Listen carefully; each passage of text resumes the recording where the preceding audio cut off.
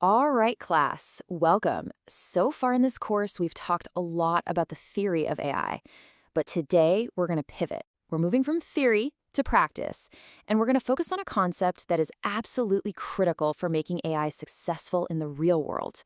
We're talking about operationalizing intelligence.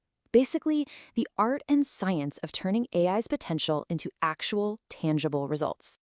So let's start our lecture with a central question, one that honestly plagues even the most successful, most modern organizations. You have these companies, right? They're filled with incredibly smart people, PhDs, experts, and they have access to just unimaginable amounts of data. So why then do they so often miss huge critical opportunities that are staring them right in the face? It's a paradox, and the answer has very little to do with a lack of talent or a lack of data. The real culprit here is fragmentation. You see, knowledge gets trapped. It gets stuck in these organizational silos. Think about it. Your sales team has this deep, intuitive knowledge about what customers want, but that information rarely makes it to the product development team. Your customer service department understands user frustrations better than anyone, but does that insight ever get to the marketing department? No. Each team has a piece of the puzzle, but because they're all separate, the full picture never comes together. To solve a problem this fundamental, we need a whole new way of looking at it. We need a new lens. So I want you to stop thinking about AI as just a prediction machine for a second. Instead, let's reframe it. What if we saw AI as a system specifically designed to manage the flow of knowledge? This perspective, which draws on work from academics like Upashin and his colleagues, well, it changes everything.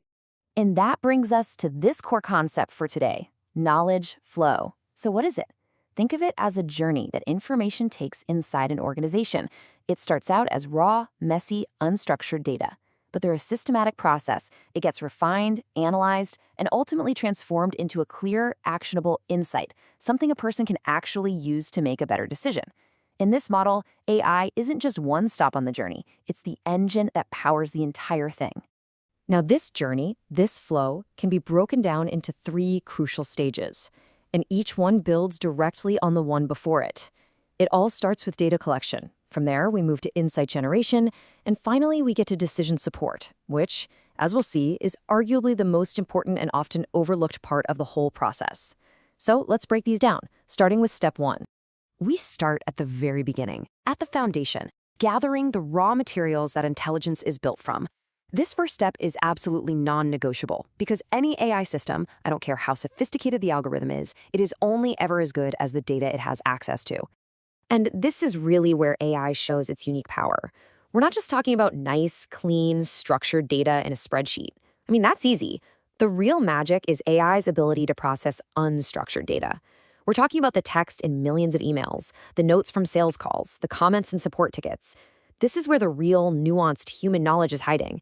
And AI, through things like natural language processing, is the key that can finally unlock it at a massive scale. Okay, so we've unlocked and collected all of this rich, raw data. Now what do we do with it? Well, this next step is where we start to see the patterns emerge. This is where AI takes all that information and begins to find connections, correlations, and signals that would be completely invisible to any human analyst. We're talking about algorithms that can sift through terabytes of data to do things that feel almost like predicting the future. They can detect a subtle, emerging customer need before it even becomes a trend. They can forecast which customer account is at risk of leaving long before that customer stops returning phone calls. It's about finding that needle in the haystack, that signal in the noise, at a speed and scale that is just fundamentally beyond human capability. But finding a powerful insight is only half the journey. This final step, turning that insight into an action, is frankly where most AI initiatives fail. It is not enough to simply know something new. The whole point is to empower people to do something with that knowledge. This is what we call the decision support stage. It's where the AI translates an abstract pattern into concrete, practical guidance. The classic example of this is the next best action recommendation. So instead of just showing a salesperson a complicated dashboard, the AI gives them a simple instruction. Call this specific client now and talk to them about this new product because our data shows there is a 90% chance they're ready to buy.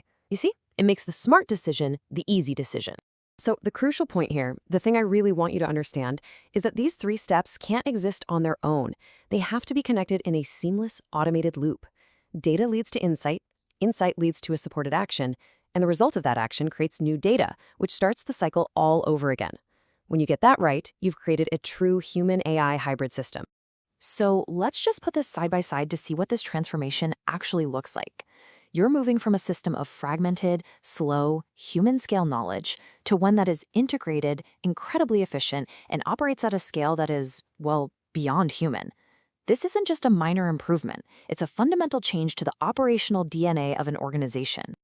Now, if you take only one thing away from our discussion today, please let it be this. An insight that just sits on a dashboard or gets buried in a quarterly report is effectively worthless.